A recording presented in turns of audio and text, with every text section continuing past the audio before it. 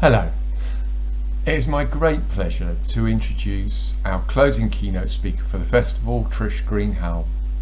Trish will need little introduction for many of you, but for the unacquainted, she is a Professor of Primary Care Health Sciences at the University of Oxford, having previously held posts at Queen Mary and UCL and also having trained as a GP. She has an OBE for services to medicine and is Fellow of the UK Academy of Medical Sciences and also Fellow of both the Royal College of Physicians and the Royal College of General Practitioners.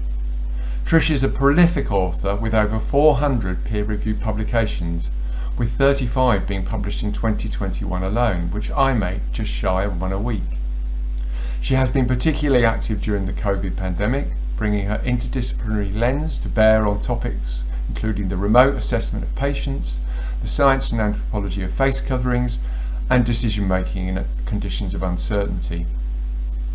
At Oxford, Trish leads a programme of research at the interface between social sciences and medicine, and she is certainly one of the leading scholars in that interdisciplinary space. When I invited her to give a keynote, I was very much focused on that theme of the festival, health and social sciences, but as you will see, in her talk, Trish manages to touch on topics within each of the festival's themes. Her talk today describes how she and her colleagues went about her COVID research, but I think you will agree that what she has to say has much broader relevance and interest for all of us.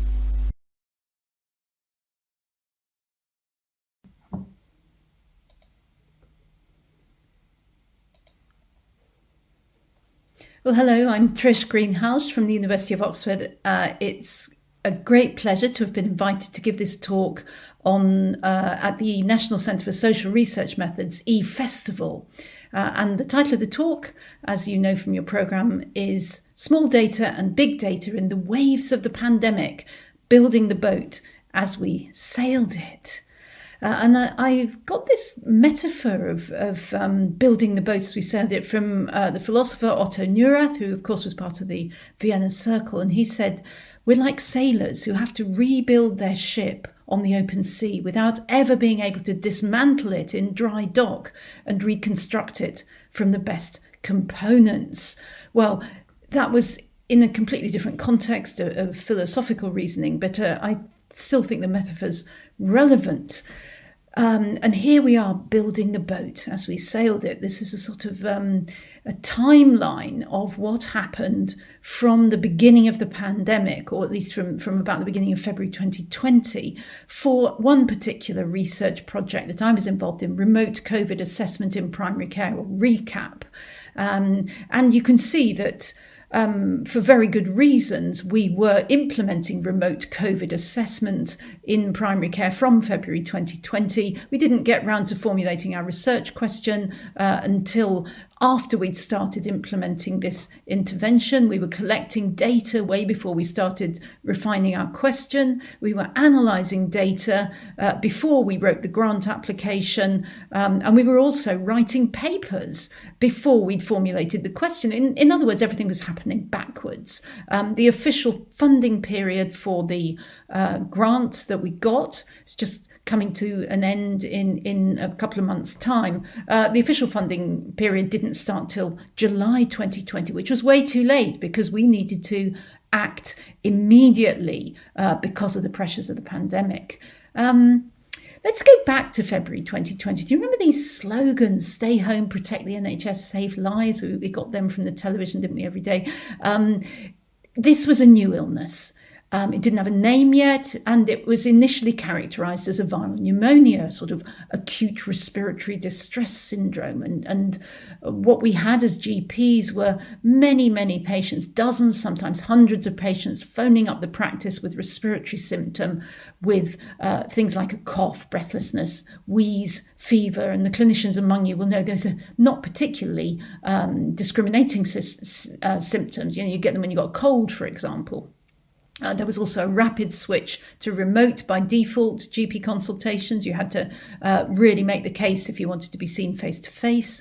And there was a lot of pressure to keep people in the community to avoid overloading hospitals, which was what Protect the NHS sort of means, and the social scientists among you in particular, will sort of see that as a bit of an alarm slogan. What the NHS had become the patient in a way, and sick people had to be kept away from the patient so that the patient didn't get any more sick. So there was a big question around this time about how to assess people remotely.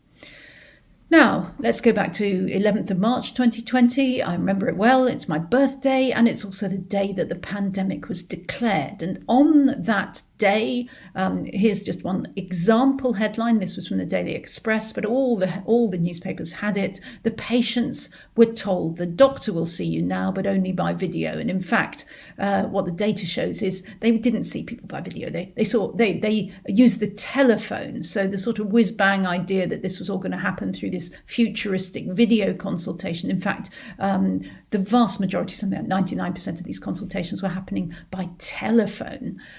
Nevertheless, this was a massive organisational change. Arguably, it was the biggest and fastest change in the way services were delivered since the NHS was established in 1948. Now, March 2020 was an extraordinary time because what I then did, I was commissioned by the British Medical Journal to write a paper for a peer-reviewed paper for the BMJ within days to say, well, how do you assess people remotely? And I got together with two colleagues and we did the best we could. We did some rapid reviews. There wasn't much. There was quite a bit of Chinese literature, but that was based on hospitalised patients. There wasn't much at all anywhere about how to assess people in the community. And we weren't too bothered because we knew that a NICE guideline was coming out. A rapid NICE guideline was due to come out not long after that. But when the NICE guideline appeared on the 3rd of April, we found that they just referred back to our paper.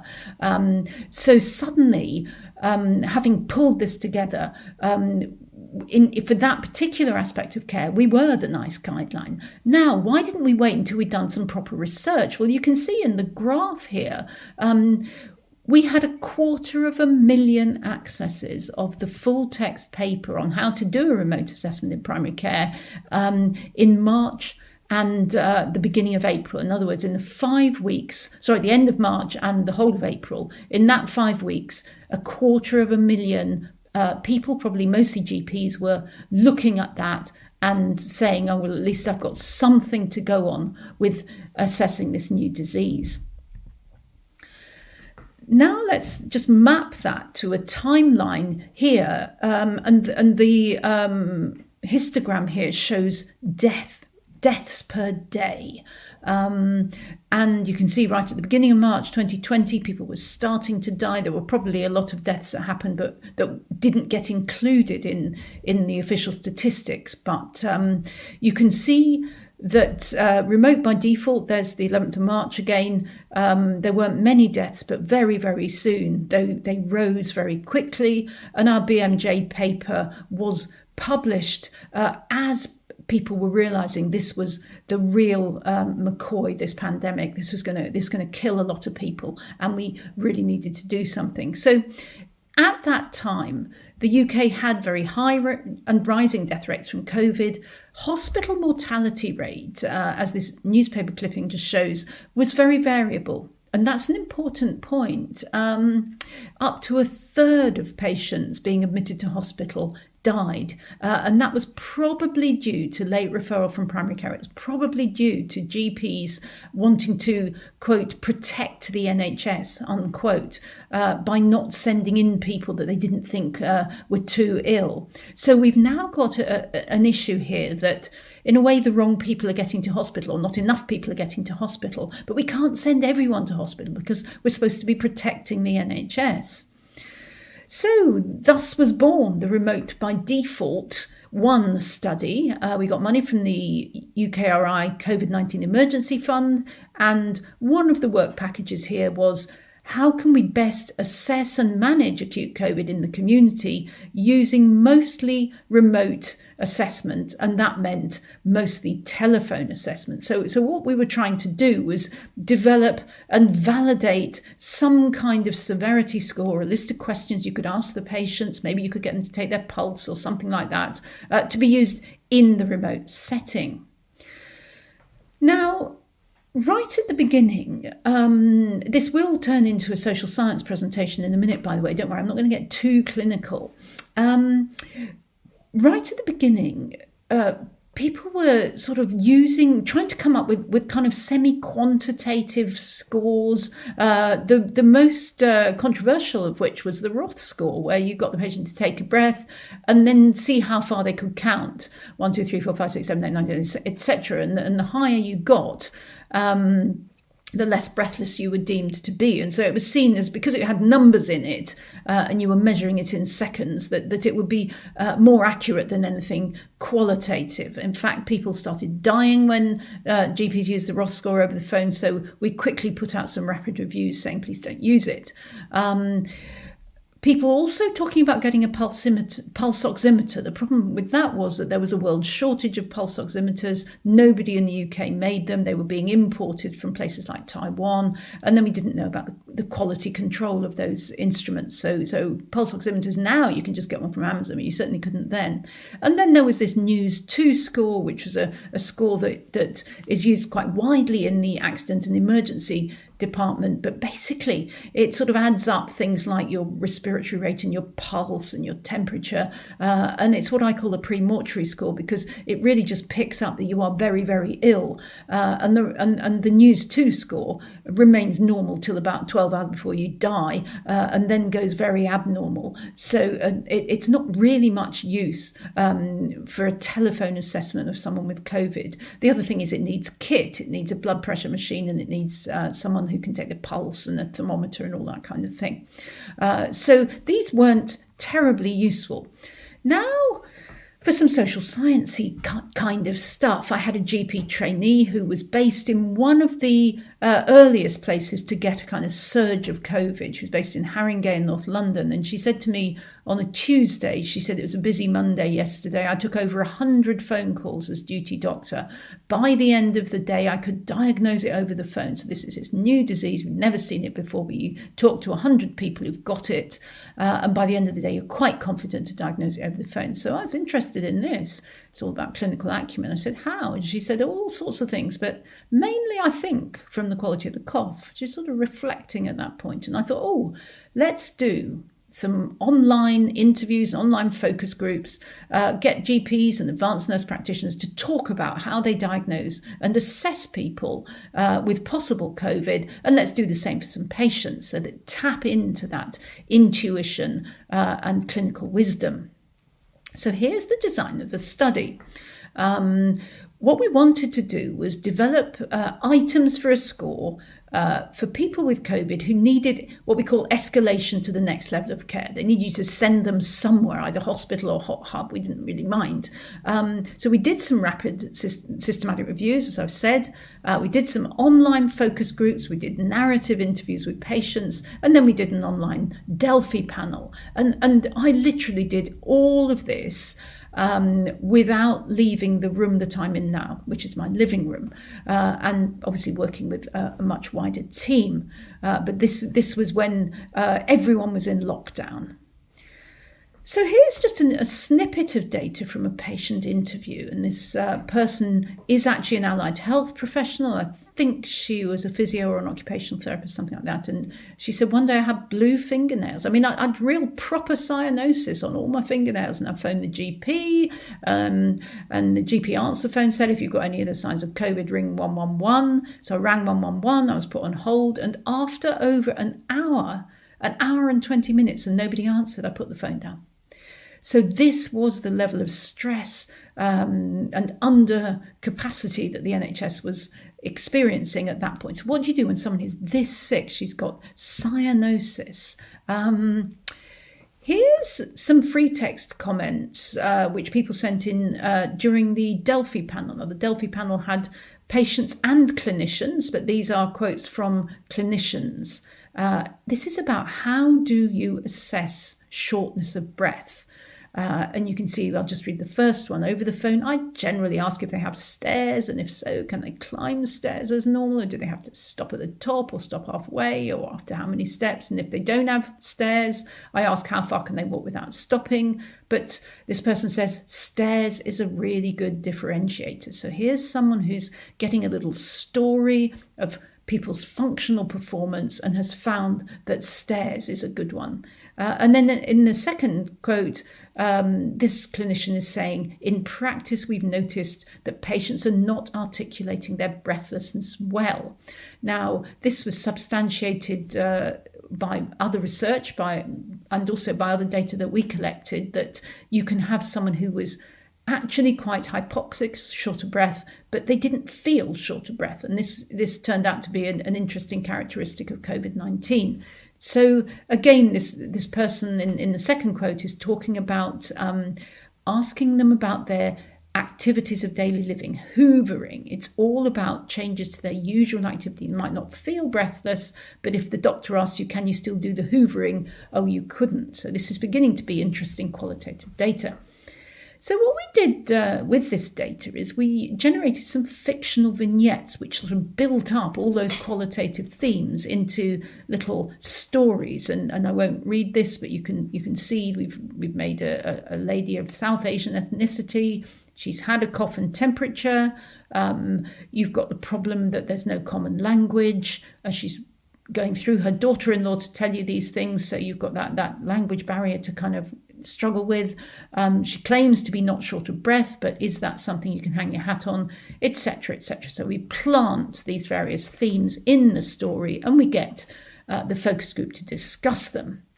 And you can see the last sentence here, which is actually, pretty typical for a lot of families at the time. They didn't have a thermometer, they didn't have a blood pressure machine, they didn't have an oximeter, and nobody's got access to any kind of smartphone or video. So, of course, you can change all these details in a different case and get people to discuss, well, what would you do? Would you send them to hospital? What other information would you want? And we ended up through a lot of qualitative analysis, which I'm not going to go through in detail. With this paper, we published it in BMJ Open, where we actually produced a set of items such as questions about breathlessness, questions about what people could do, questions about feeling shivery, aching, all that kind of thing, to put into a quantitative validation study. And this was the second part of RECAP, which is actually still going on, the big data, the scale validation, to test the predictive value of those items and the contribution of each item to three not very nice outcomes, whether you're admitted to hospital, whether you're admitted to ITU, and whether you die. And the way we did this was we got many thousands of patients to give verbal consent at point of care. We created templates in which we built in those different questions and then did data linkage with hospital episode statistics and also with the Office of National Statistics mortality data. And we then got stuck for 12 months in the quicksand of things like data sharing agreements and other rules and regulations. But we do now have early data on the validation, and I can sneakily report that we've got some interesting data which in general affirms the qualitative impressions that I'm mainly going to be talking about today.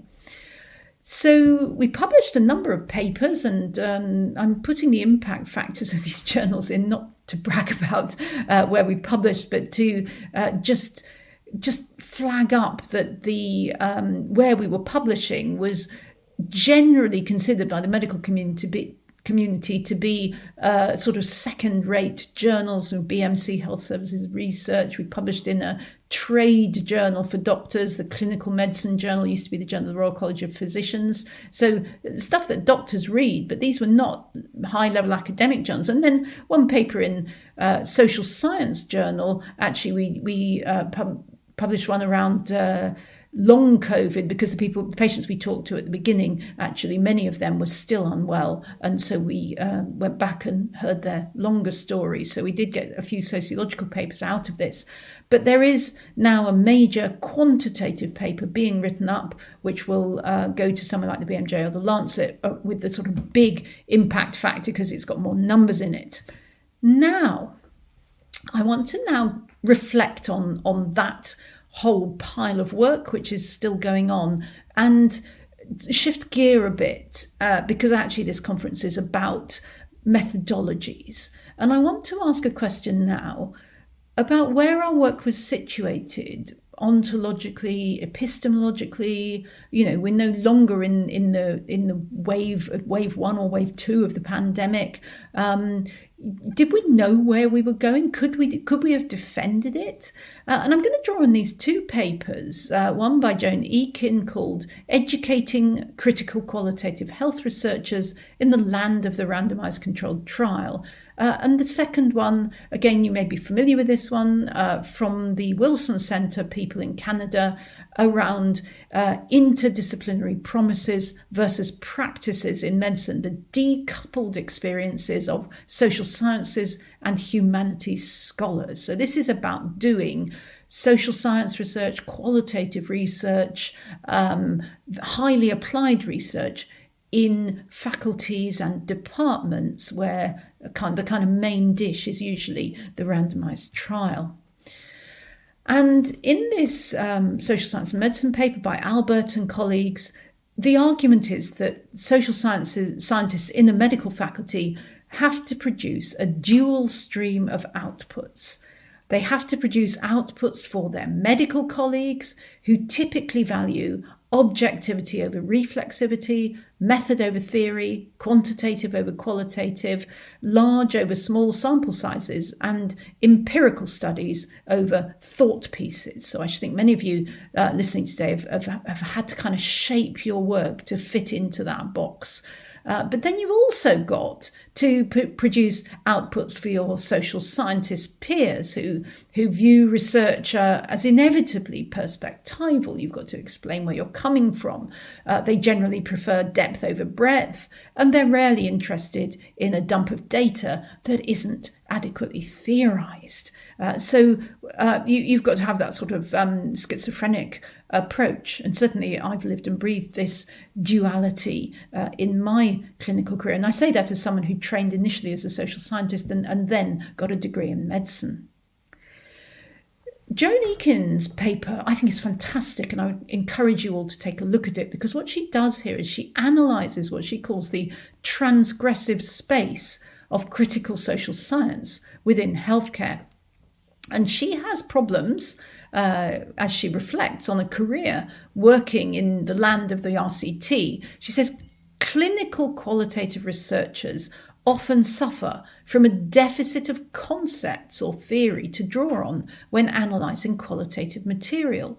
Such students also often have inadequate writing skills for the highly language-dependent research process of qualitative research. And certainly when we were doing Recap 1, there was an awful lot of really interesting stuff in the qualitative data, which many of our clinician colleagues just sort of didn't notice. And we kind of put that aside and wrote our own paper on it later. But certainly that quote really resonated with me.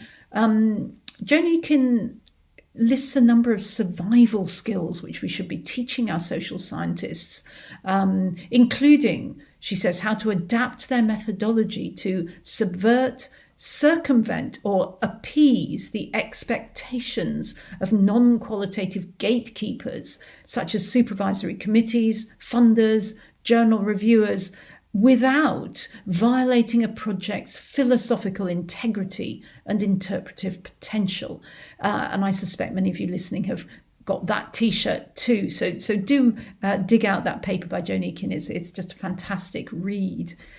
Now, we had a number of ontological and epistemological and other philosophical challenges in the Recap study. And I'm talking about the Recap 1 study, the qualitative work. The first was there weren't any facts The facts were really elusive. It didn't matter how hard we tried, how many hours work we put in. This was just inherently uncertain. I've put yet in inverted commas, the idea that we really believe that just around the corner we'd be able to nail some of this stuff, and then we'd be able to say, right, we've got the facts. I'm no longer so convinced about that. But certainly at the time, this was almost a fact-free zone, and that was problematic. Secondly, the patients' stories were not taken seriously by everybody that we were working with. Patient stories were assumed to be distorted by what was known as recall bias. And you can imagine the kind of arguments we had in amongst our multidisciplinary team, which included quite a lot of people who'd never done qualitative research before. The situation was urgent. As I've said at the beginning with that kind of backwards slide of how we managed to implement stuff before we'd even got the money and done the research, the precautionary principle, what should we be advising doctors and nurse practitioners to do in that interim, that 6-month interim, before we've done the definitive study, before we've got definitive findings? Was it okay for me to pitch in and basically produce a nice guideline based on not much more than intuition and chatting to people? Or should we just not, with 2,000 people dying every day and the wrong people getting sent to hospital or the wrong people not getting sent to hospital, should we just not have done that? I lost a lot of sleep over that, I can tell you. Clinicians' hunches and anecdotes were, for some people, at the bottom of what they call the hierarchy of evidence, which of course has the randomized controlled trial at the top, the triangle the EBM people produce. And yet, as I've explained to you in this talk, the hunches and that story from my trainee, that having spoken to 100 people, she absolutely could nail that disease now. I felt that those anecdotes and hunches were a very rich source of very important data. And the idea that prevailing quality standards said that a scale had to be, quote, validated, unquote, in large quantitative studies, including both internal and external validation. And as you can see from the timelines, we're now well over a year after we finished the qualitative work, and we're still struggling with quantitative data, and we still haven't got what is known as a validated scale, although others have produced scales that weren't validated, and they've just sort of published the intuitions of the doctors that they interviewed. And I don't think their findings are that different from what we're going to end up producing in our final validated scale.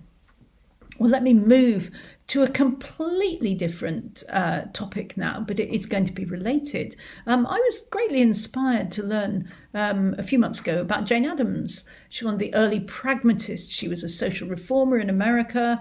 She was a philosopher. She wrote a lot of academic papers which were very applied. She actually set up a hostel for the poor of Chicago and did all sorts of interesting social science research with the people who lived in the hostel, and she published it in social science journals, quite good journals, and towards the end of life was awarded the Nobel Peace Prize. So she also drew on the work of all sorts of other pragmatists, so I've listed down here lots of others, but I was particularly interested in Jane Addams.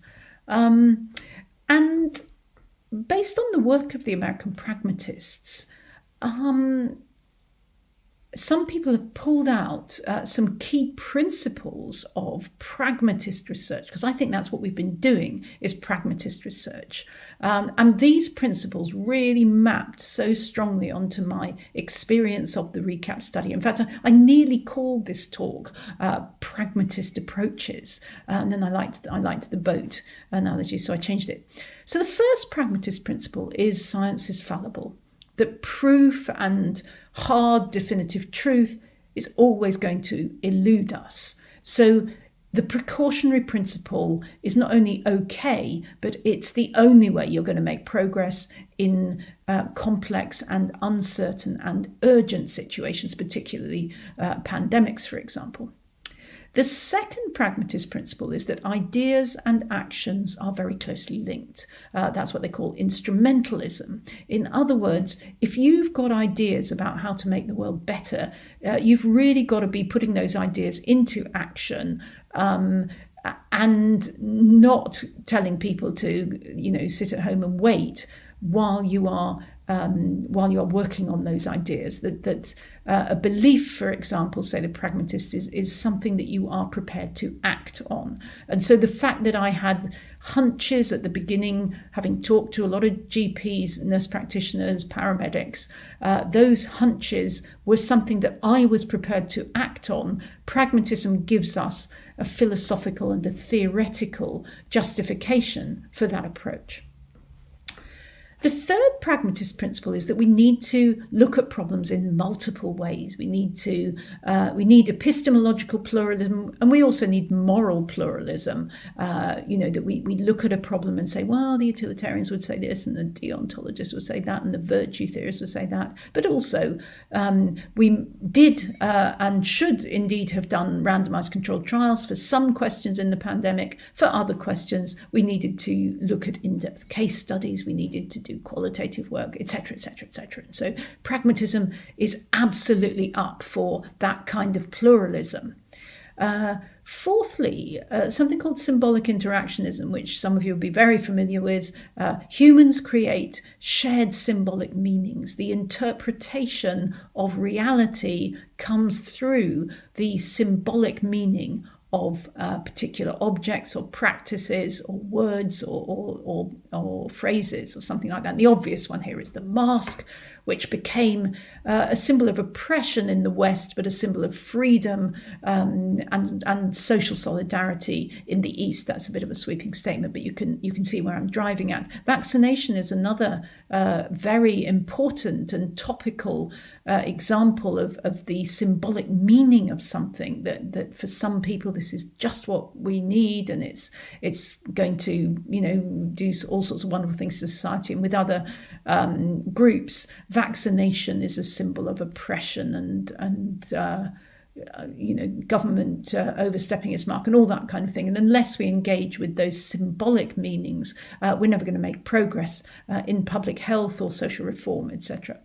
And finally, the fifth pragmatist principle, participatory democracy, builds solutions with rather than for communities. I'm currently working actually with the long COVID community. There are many long COVID communities, but with groups of people who are still suffering from the long-term effects of COVID and doing what I hope is collaborative democratic research in a sort of co-design framework. So those are 5 principles which I think come into their own, actually, in the example I've given, the how do we do research in the pandemic, on the pandemic.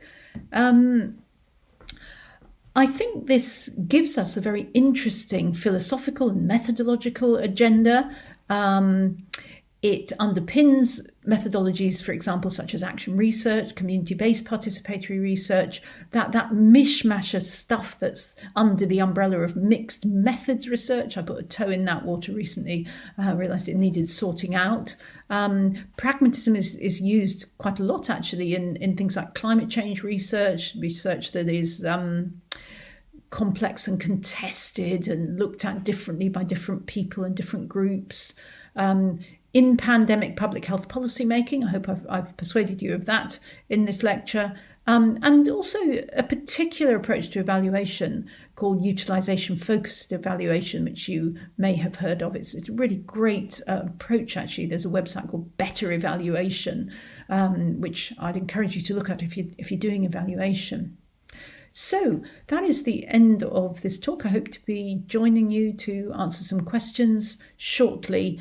So I'd like to thank a lot of funders. You can see them all listed down there, and also some co-investigators. I've only had room to list 3 of them, but this is a very large team with a couple of dozen very hard-working people from different backgrounds, from statisticians to anthropologists to philosophers and more. So thanks to my colleagues, my funders, and thank you to you for listening to this talk. I hope you've enjoyed it.